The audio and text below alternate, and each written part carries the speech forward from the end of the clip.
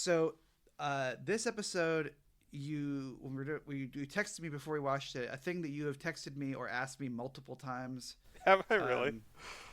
over the course of the show, which is this the one with Kurtwood Smith in it? Okay. And we actually just recently talked about a different episode of the show that has Kurtwood Smith in it, I believe. Did we? Yeah, we did.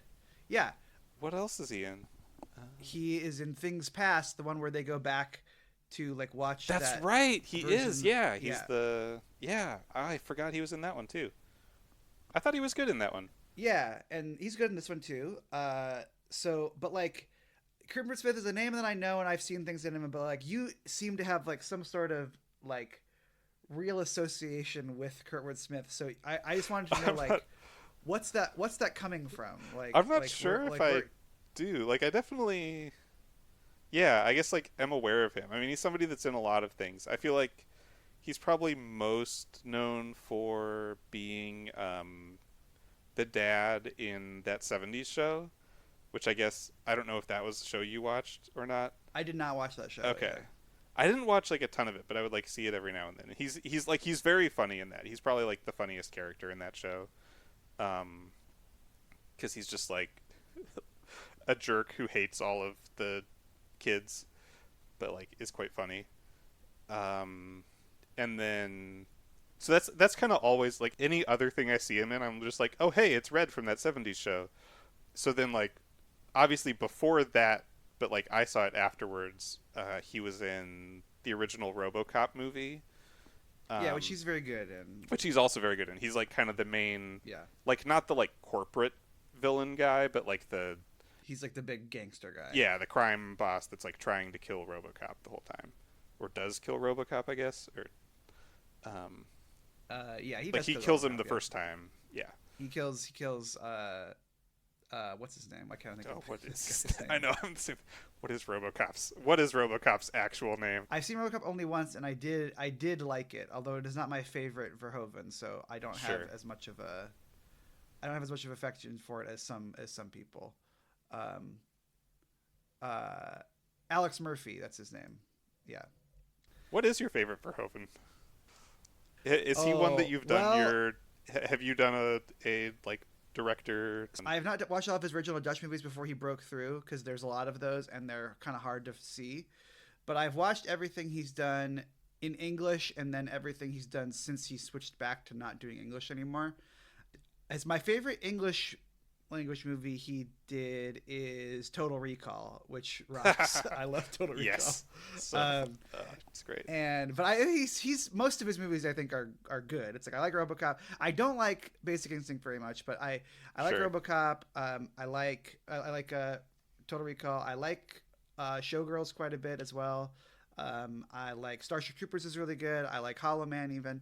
But then probably my favorite of his movies, and this is not necessarily a recommendation because this is the kind of movie that I think a lot of people would have a lot of like trouble with, but I think it's a great movie, is Elle, which is a movie that he did later on in his career that is after he kind of stopped doing English language stuff after kind of Hollow Man and Starship Troopers kind of bombed, Okay. or just or whatever. He kind of got put in like soft movie jail, after Showgirls and stuff. And I want to make sure, because I believe it's a French language movie, if I recall correctly. It is about a woman who basically like reacts to like a home invasion and sexual assault in like a really strange way. Some people I think find it very kind of like upsetting or like just not like, I don't know.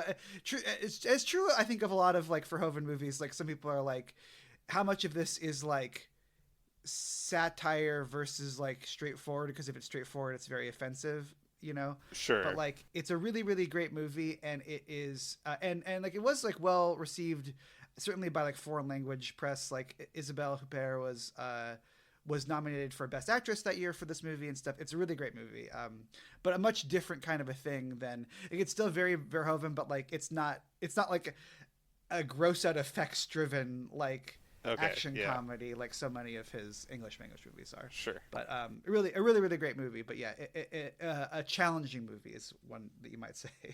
Okay. But That's yeah, fair. Yeah, RoboCop is a good movie, but not one that I have like returned to since I first watched it. Right. So yeah.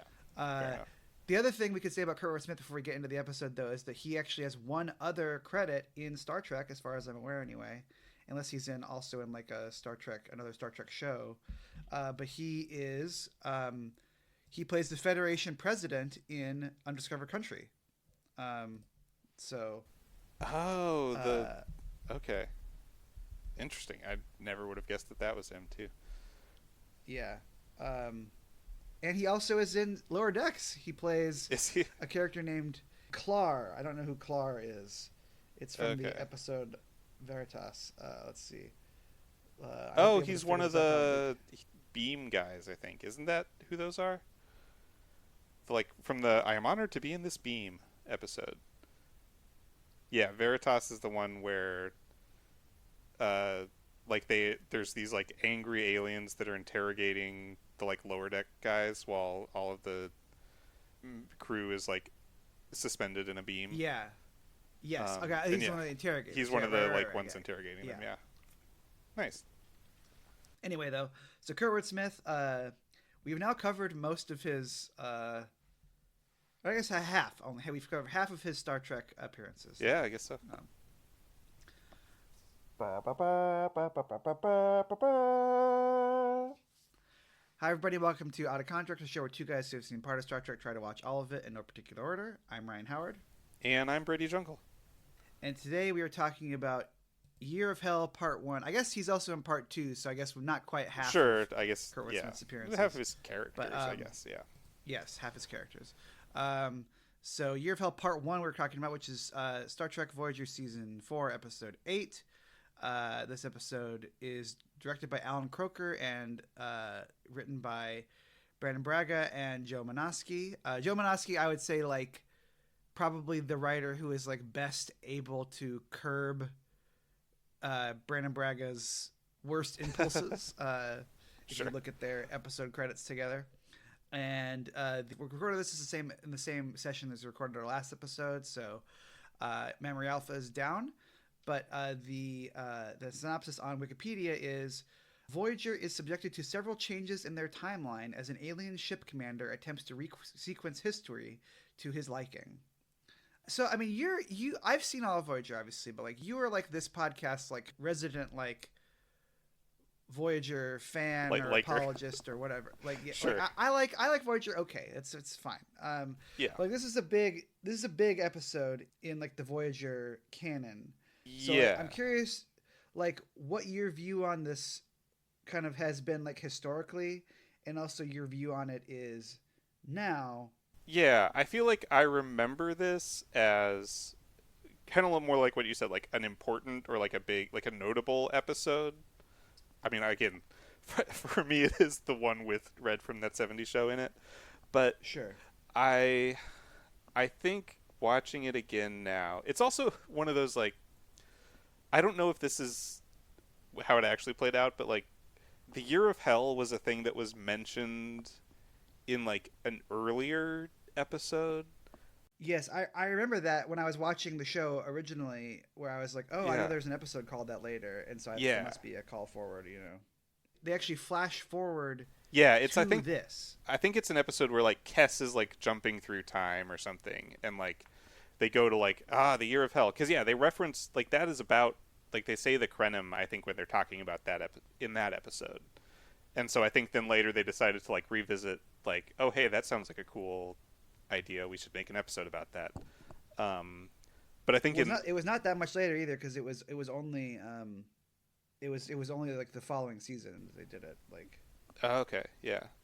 Yeah. And I sort of, like, remember kind of the main points of what happens in like the second part, which is mostly what I remember from the second part is like it's just Chakotay arguing with the other captain and like convincing him not to do this, and you find out that like the reason he's doing it is just because his family died and he's trying to get them back. Mm-hmm. And then he like sets everything back to the way it was, and so like Voyager is not destroyed. I just want my kids back. Yeah, it is a very I just want my kids back. Very Thomas Jane of him. But yeah, I think from watching this one, I was just like, the main takeaway I came up with, which I'm curious what your opinion would be, is like, could this have been a one-parter? Oh, I don't know. Because I feel like this part is largely just like things keep getting bad for Voyager, and then like you just sort of see different ways in which things keep getting bad for Voyager. Yeah, I think that's true. But like there's not as much like could you have wrapped up the whole story? Just been like, this is the story, things get bad for Voyager, and then like this is what's actually going on with this guy, and we wrap up the story. I don't know. Maybe It feels like a little bit of drawn out, where like this episode is not really like doing much other than just having a series of things go worse and worse for Voyager, but which I guess like delivers on the promise of being called the Year of Hell. So right. That's what I was gonna say. Is that like I think I'm gonna be a little kind of mean guy again about my favorite punching bag on the show, Brandon Braga, and be like, that is what feels like the Brandon Braga like influence here is the like, what if we made it like, and it was so extreme, you know, and sure, what if Tuvok was blind now? Yeah, right. And I'm just like, I don't know, man. Like it's an interesting idea. I like the idea of it. Like the science fiction part of it is cool, but like it is. You're right. Like it's quite long. I would say is the issue with it. It's like it is mostly just them being like, things sure are bad in this year of hell. You know, like right. And it's like, yeah. I mean that's why it's called that, I guess. So I can't really argue with that. Yeah, I think that is the thing. As it went on, is just like, well, I get that it is the Year of Hell. You don't have to keep showing me, like, and also, B'Elanna Torres and Harry Kim got stuck in an elevator for a while. Right, but you know, it's like I get it. You know, it's like you kind of have to make it be the name and make that name like, if something is called the Year of Hell, you better make it hellacious. You know. Yeah. But like, it is interesting because it does feel like, and I guess because this is originally what it was, is like it's the kind of thing that I think in other episodes of Star Trek you sort of see the end of in like an alternate timeline, right? Like you have the right, whichever like TNG episode it is where like Riker is like super like frazzled on the bridge and like has his beard all grown out and like everything's exploding around him, or like right, like you see the kind of like snapshot of just like, wow, things went really bad for us, we have to avoid like that timeline. And I guess it's a different thing to just be like, let's show how that all happened, I guess. Yeah, I think you do kind of have to have the length of it just because otherwise, yeah, like you're not, if it's just a little bit of it, then you can't, it doesn't really work as a as like an illustration of like how bad it is. But I would say that like, I think you and I are both kind of having a similar reaction to it, where it's like by the end of it we're like, yeah, I get it, you know, like, yeah, I think the flip side is that I don't know that makes for, I guess, like an entertainment. I don't, you know, like, yeah I don't know, there's good stuff in it for sure. It's like I like the plot of it. I think is interesting and good. Like that part of it, I have no. Yeah, I think with. Again, like the villain is good. I think they do interesting stuff with like the Krenim in that. So. Yeah. Yeah. Well, yeah. Let's get into it. Yeah. So. The actual like synopsis. Yeah. So the cold open, I think, is showing the bad guys, right? Like it's this, or no, it starts out, you see this like planet with like a city on it that kind of gets hit by this beam of light and turns into this like uninhabited, just like nature. And then you go to this ship and it's these, you know, these people being like, our calculations of our temporal incursion, everything went as planned. And then the commander of that ship is like, has the target event been achieved? And they're like, no, the target event has not been achieved. It's like, then we must do more. And they're like, next, let's commit genocide. Right. Which is, yeah, that basically like we'll have to like go to the homeworld of this one species and fully like erase them from time. And so then on Voyager they open up they make the astrometrics lab so that now Seven of Nine has like a job on the ship. Because this is still like pretty early in season 4, right? Very early 7 episode. Yeah.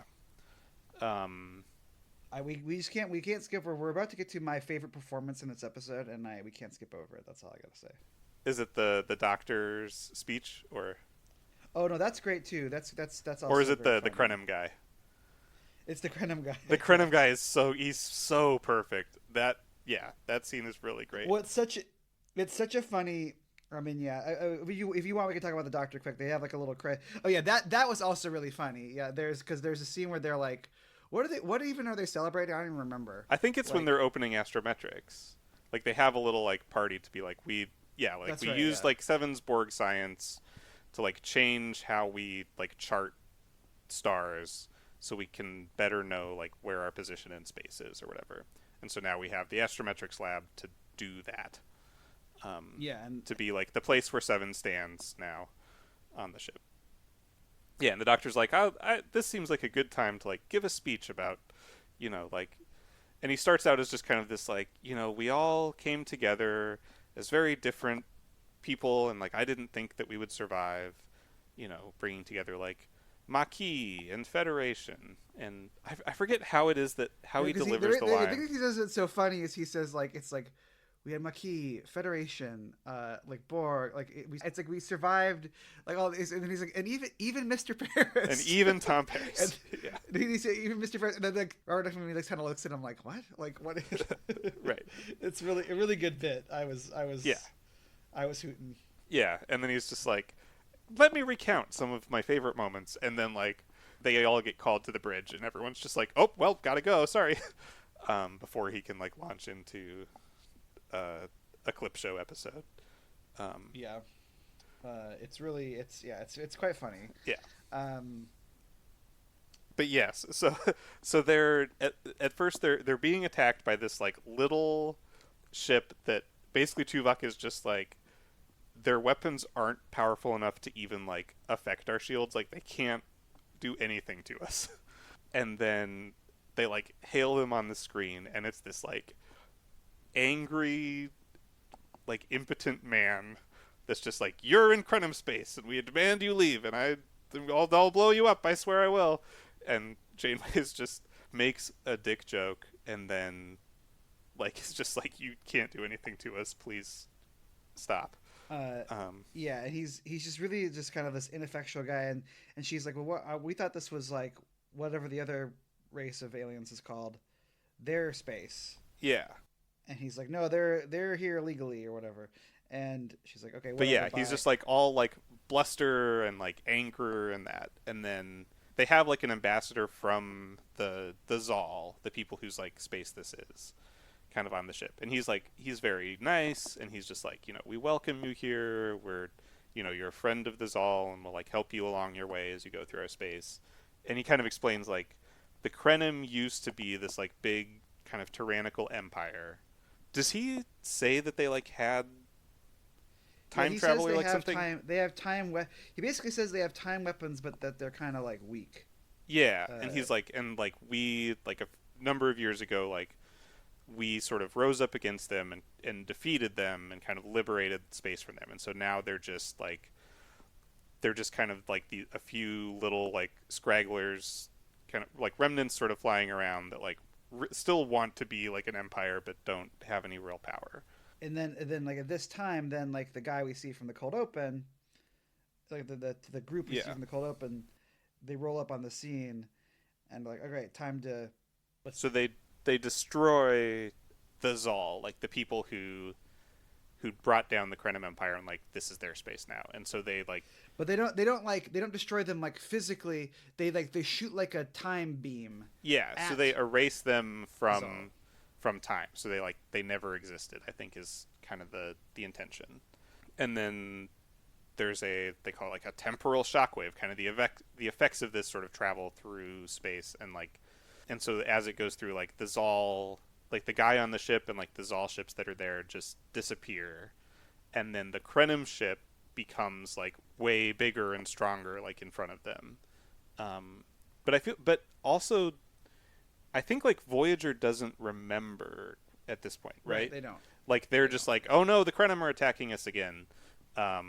And then they like go back, and the Krenim captain, it's like the same actor, but now he's like kicked back in his chair and like just like a And he's real like, jerk. "Yes, He's we just will be. We will enjoy taking your ship." And it's just really, yeah, it's a really good bit where it's just like, it's the same guy, and it's like almost like it's not the same guy, but it's like you can see how like this is the attitude that guy would have if yeah. he was If in a he different actually did situation. have You know, it's like yeah, like some kind of power. Yeah, it's done so well. Yeah, yeah, it's like he's just in these two scenes. Like he's barely in it, but I was just like, man, yeah. that's such a good performance. Like a little tiny little performance. I wish I could. I think his name is Peter Slutzker, who doesn't Okay. even have a Wikipedia entry. Aw.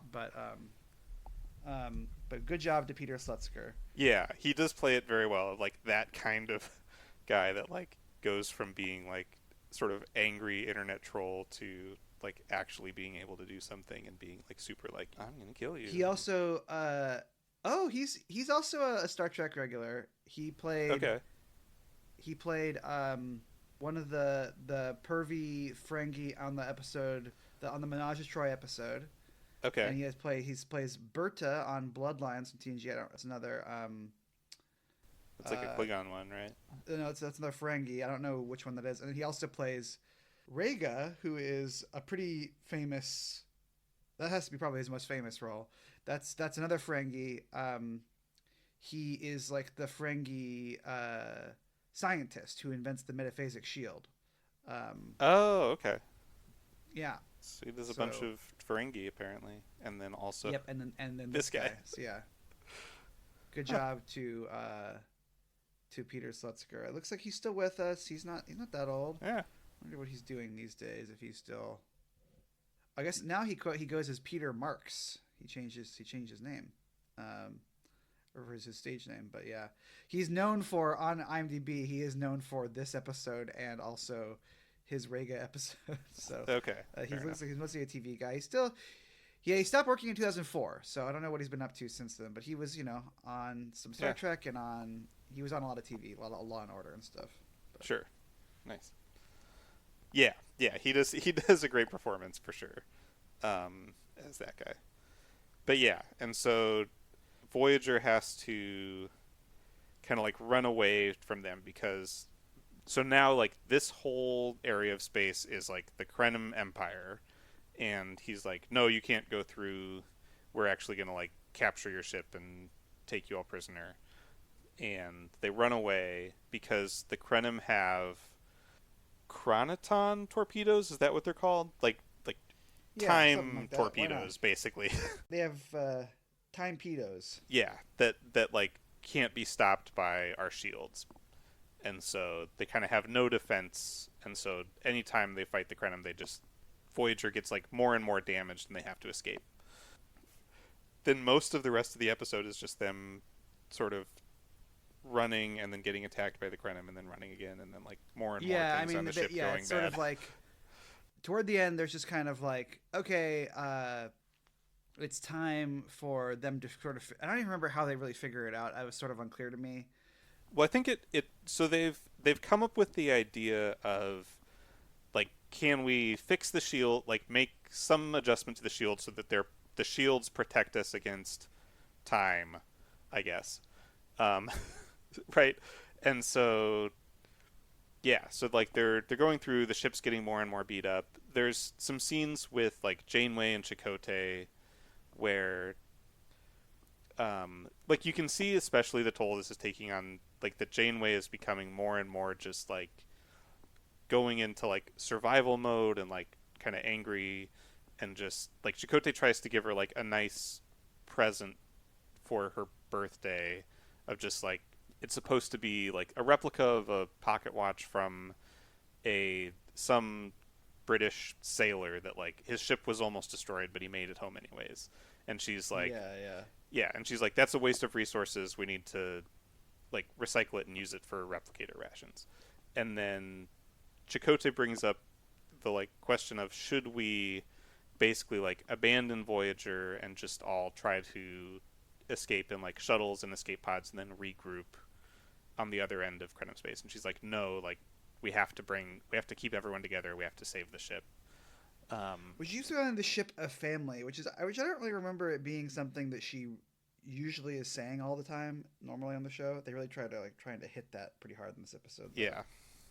And then so pretty early on, there's a time where like the deck that sick bay is on is like going to be destroyed. I think like in order to like go to warp to escape the Krenim, like they know that that'll cause so much damage that it'll blow out like the deck where sick bay is. So the doctor's trying to like get everybody out of sick bay, and they run, they're trying to escape into like a Jeffries tube, and there's two people that are still running, and they run out of time, and he has to close the door and like watch them die. In one of those, I know we've kind of talked about this in scenes before, of just like how exactly does the doctor as a hologram work? Because he's sort of like crawled in, like why is he crawling into a Jeffries tube if he's just a hologram? Like couldn't he just like but he's got his mobile turn himself on, up and turn himself on somewhere else? I guess that's true. So I think his program is in the mobile emitter when he's in the. Okay, so he does have to. Okay, I don't know. Yeah, that's true. I forgot that that's a thing now.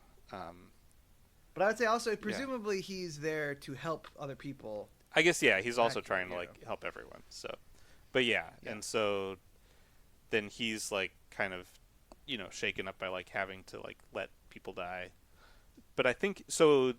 That is the scene with Seven of Nine and Tuvok is, I think, how they figure out the time shields, because Seven of Nine is like going through a different Jeffries tube, and there's one of the like Chronoton torpedoes is like stuck in the hull and hasn't exploded yet. And she's like, well, if I can scan it, I can figure out the numbers that then we can use those numbers to make our shields. And like, so she's there scanning it, and Tuvok is trying to like get her out of there. And so he sort of saves her from it blowing up, but then gets blasted in the face. And so then he is blind, right? Is that what they're trying to he's blind, and like Seven feels guilty about it. At one point, so she's kind of like sort of helping him around. At one point, Tuvok implies that actually the worst part of his life is not that, but is that he still has to talk to Neelix. Right. Yeah, so she's like kind of like helping him around the ship. Neelix is in a uniform at this point, and then like it's like helping like fix the ship, but still like being very like Neelixy about it, because he's like, what should the like warning system say? Like, should it have a little bit of like flavor to it? And Tuvok is like, shut up and leave me alone. But so like, I think it's because of like the information Seven gets by like scanning that thing, they're able to make the time shielding work. That's right. Yeah. Sorry. So then like they roll up on another Krenim ship comes, and they turn on these shields, and so the Krenim ship like tries to shoot at them, and now their time torpedoes don't work, and so Janeway is just like, you can't stop us, we're gonna go through your space now. But then there's another time event that happens, because so back on do they ever name this guy's ship? The like ship that can change time is like basically like they have a scene with the like captain of that ship and his kind of first officer, where the first officer's like, we did it, we like completely like brought back the Krenim Empire, and he's like very interested in kind of this one specific colony, which we don't find out in this episode, but if I remember right, it is like in the next episode you'd find out that like he's just doing all of this specifically for like his wife and his daughter or something died, right, and he's just trying to get them back, and like doesn't actually care about any of the rest of this, but and so like that colony still wasn't restored, so he's just like, we have to keep changing things until everything's exactly the way it was before. And so, yeah, so they go to like find some other alien race and like erase them from time. And so they're like, well, this should do it. But then it actually like makes the Krenim ships like weak again.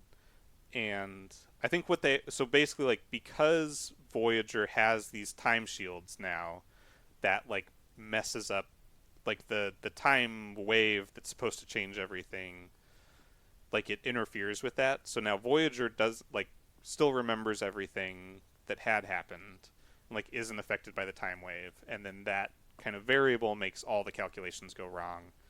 And so now everything's completely different. Like the Krenim are like weak again, and so then this guy like is like, we have to go destroy Voyager because they identified like Voyager is causing these problems for them.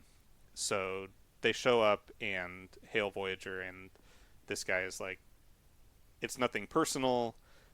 We just have to sacrifice you so that I can fix my timeline. And Voyager like warps away to escape, but again, like going to warp kind of damages the ship even more. So they have to use oh yeah, that's right, because they install, what do they call them? They like compartmentalize the ship with like bulkheads. Oh yeah. And like Tom Paris is just like, I was inspired by like this ancient Earth ship called the Titanic that like did this to make it unsinkable. And it's very much the Arrested Development like, but it might work for us. Yeah, right. But yeah, so like they use that, so they kind of are able to escape for now, but then have damaged the ship so badly by warping away that at the end of the episode they're like, okay, we have to abandon Voyager in our little like escape pods. And yeah, and Paris and Chakotay are captured. Oh, that's right. Yeah, got captured by the Krenim guy, because they're like, well, we have to like take samples to study to like do our calculations. So they take them, and then we're just like, we'll have to destroy the rest of you. But yeah, and that's where it's left. Yeah, there's some interesting stuff. Like there's some good dramatic, like like Kurtwood Smith is good, and then I was just looking. Memory Alpha's working again now, so. I actually did look up that first quote we were talking about, which the Doctor says, "Who would have thought that this eclectic group of Voyagers could actually become a family? Starfleet, Maquis, Klingon, Talaxian, Hologram, Borg, even Mr. Paris," which is a good bit. Yeah. But then, yeah, Kurtwood Smith gets a lot of really kind of meaty, kind of like monologue-y stuff. Like he's talking to his like little second command guy. And his second command guy's like, "Sir, you were correct. The Zal homeworld was the focal point. Its erasure has produced a complete temporal restoration." He's like, "Complete?" "Yes, sir. If I told you to count the stars in the cosmos, would the task ever be complete?" "Sir, our attempts may be sufficient. They may even be relatively successful, but they will never be complete. Choose your words with more precision." Like, it's just like he's yeah, and he's very like, there's another part where he's like, what is he like? Time is patient, and like we have, like basically like because like he's trying to say like because they are protected from the passage of time, he's just like, we can essentially like keep doing this forever. Yeah.